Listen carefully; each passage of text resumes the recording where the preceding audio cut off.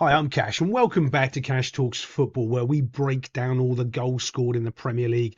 And today we're doing, I was going to say Newcastle against Palace for some reason, then Crystal Palace against Brighton. Brighton have been struggling of late as well. I mean, they've had so many decisions where they haven't had penalties caused to get given against them, and they're just on a team that's on a slippery slope, coming towards the end of the season, not going for the top 5 Champions League spots, and kind of losing their way a little bit. But there's a couple of things I want to talk about in here, because there's a massive amount of red cards, which really aren't red cards. They are accumulations of yellows, and I think that is a difference between things that are red cards and things that have been, okay, there's a couple of yellow cards. And this is why silly yellow cards become important in football games. But first off, we're going to talk right here about this goal, how it starts. Right, look at how many players you've got over here for Brighton.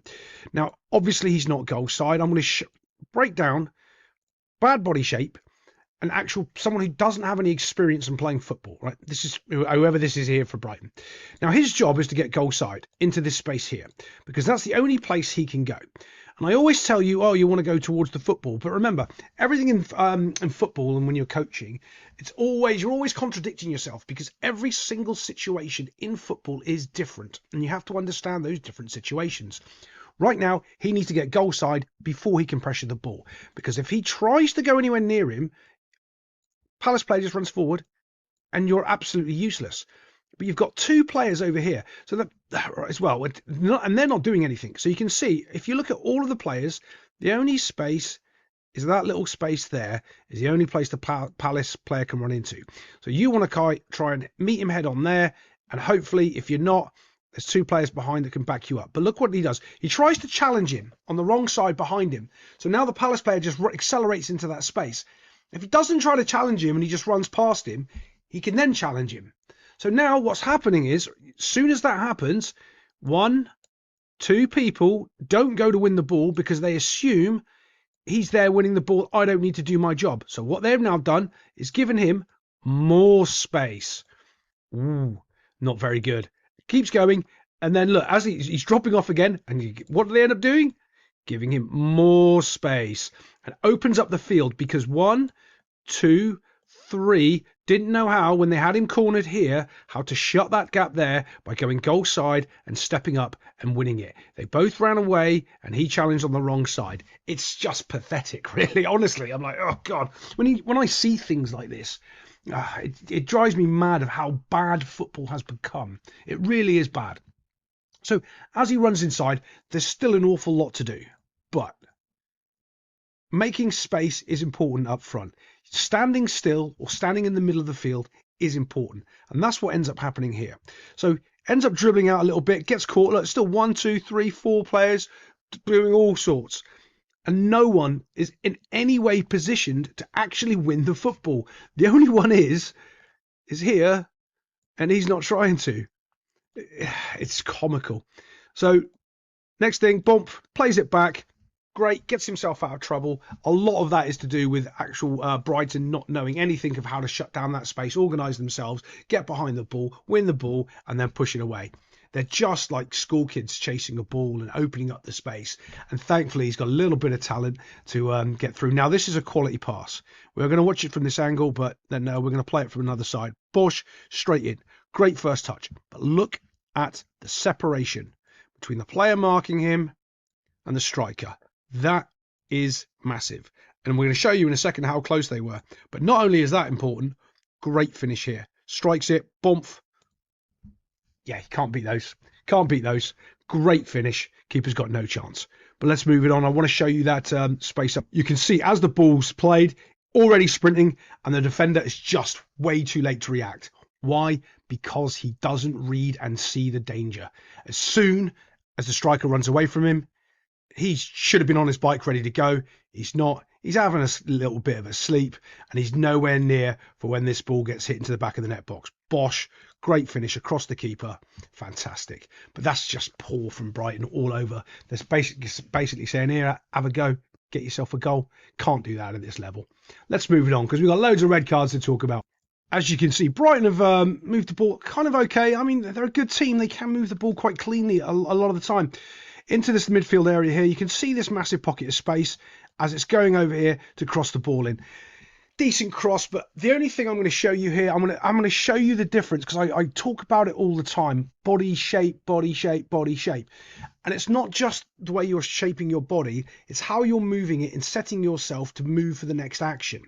All right, is that next action? Are you sprinting? Are you jogging? Are you jumping up to head the ball? What is your next action?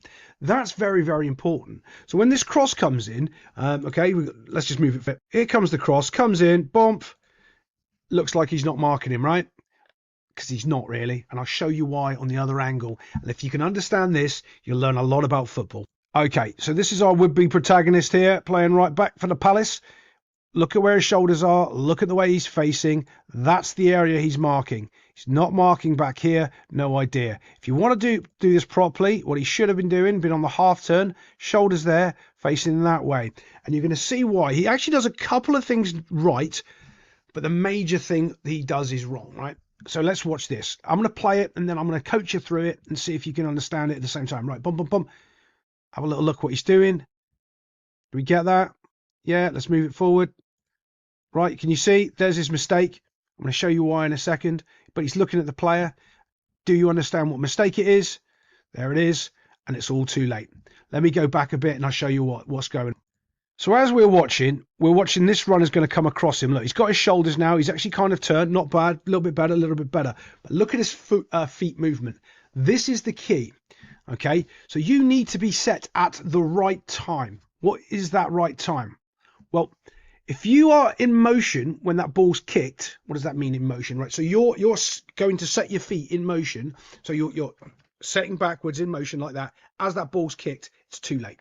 So watch what he's doing here. He's moving his feet. He's moving his feet. He's moving his feet. Do we see that little step there? As he looks. Well, the ball's in motion right now. All of his weight is planted on that foot. He cannot react because another player's, what is his weight on any foot? No, he's running. So that means he can't react because he has to spring off his foot. Now, not only is he springing off his foot, he's springing off his knee there, but he wants to go that way. So his leg there is the one he wants to push off to follow the run. He can't because he's put all of his weight on that foot there at the wrong time as that ball's played. He's put his foot down. He's going out of the box instead of towards with the runner. His foot movement is completely and utterly wrong to track that run right there.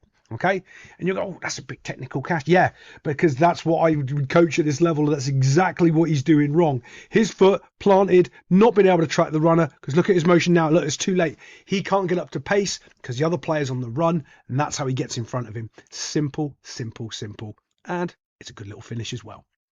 Okay, so you know I made that offhand comment about her Brighton playing like school kids and not understanding. They're all pressuring the ball with no understanding. I do hate when I'm right at the old footy ball. Right, watch this. Watch the spacing here. Can we see this? We'll all agree. Okay, that's pretty solid, right? Yeah, that's not bad. And they're all trying to stop this one little football here. And there's, what, 3 players? So they've got 2 players up. Brilliant. As he starts driving across the field, look, can you see he's had to turn, right? And he should be turning and going straight towards the ball. He should be turning around and recovering here. As soon as this guy starts going, he should not be trying to win the football here. He should just be coming back here behind that player to recover for his teammate that's going to pressure the ball. That doesn't happen. What ends up happening is it's just shocking. Watch this.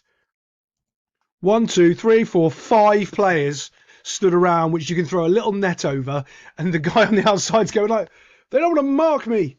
Give me the football. I'll score. He's like, nah, no worries, mate. You can have it. Knocks it out. Oh, no, sorry. It's someone completely different. They're queuing up on the outside. 1, 2, 3 Brighton players all holding hands, hugging each other because they just don't know what they're doing. I mean, I get it's getting towards the end of the season and they're probably a little bit sort of, fatigued, but that's terrible. Just before the shot comes in as well, you know that clown show of those 5 players running in over here towards the ball. Now they've just turned direction and they're running towards the ball over this side. If Palace wanted to, they could have just played it over to the blind side here, but they don't. Good enough finish. Takes a bit of a deflection on the way in. But Brian, what are you doing? How are you defending games of football like this? But let's move it on because we got lots of red cards to cover. So here's the first one. Is it a red card? No. Is it a second yellow that equals a red card? Yeah, 100%. Now, there's also this weird rule in football, right, where if you bring your foot, it's so bizarre, bear with me here because I'm going to explain this a little bit. And this isn't the scenario, but it kind of is if you're looking at it. But you wouldn't use it in this case.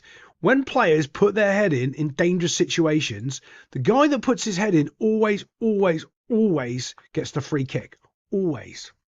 But sometimes you've got to ask yourself, is the player putting his head into a dangerous situation that's causing the problem in the first place?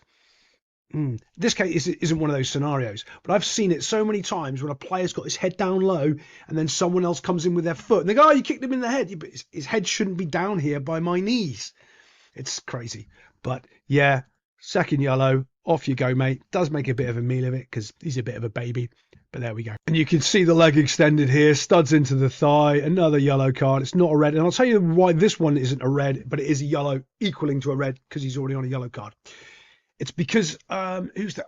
That Everton player that did over Alexi McAllister the other day. You could see he had intent and he slammed his leg through into the challenge. He's not slamming his leg through the challenge. You instantly see as soon as he's caught him, he's pulling his leg away. Like, uh-oh. You can see it instantly. Watch.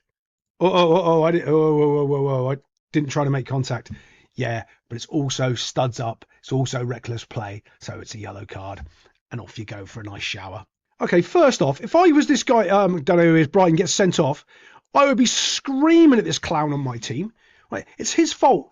And this is one of the things that like sports pundits and people don't call out. It's 100% this guy's fault he gets sent off. Watch the ball he gives him. He's trying to be clever because he thinks he's good at football and use his chest and do a chest flick like that. Watch what he does. Look.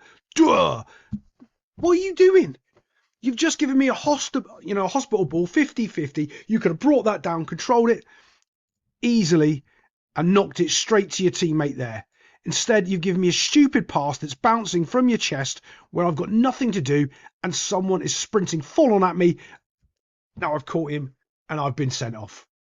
Second yellow. Yeah, it's a booking. Yeah, it's a red card. I think they're all deserved in this game. The only issue is I don't know whether or not the first yellow cards were actually deserving. And if I know anything about the Premier League, they probably weren't.